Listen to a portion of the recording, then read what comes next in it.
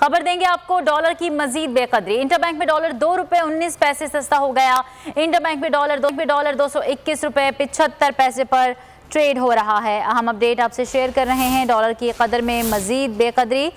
Dollar ₹2.19 सस्ता हो गया। इंटरबैंक में डॉलर ₹221.75 पर ट्रेड हो रहा है। अहम अपडेट आपसे शेयर कर रहे हैं। डॉलर की मजीद बेकदरी। इंटरबैंक में डॉलर ₹2.19 सस्ता हो गया है। कफील अहमद हमारे नुमाइंदे मजीद तफसीलात बताएंगे। जी कफील।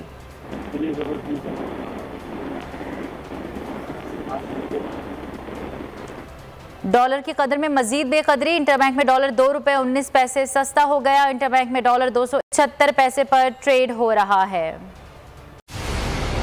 मंजिल, रास्ता, जज्बा, भयानक सच्चाई से हटाए पर्दे और तोड़ डाली झूठ की बेड़ियां। सलाखों से डरना कैसा जब चट्टानों ने पाला हो।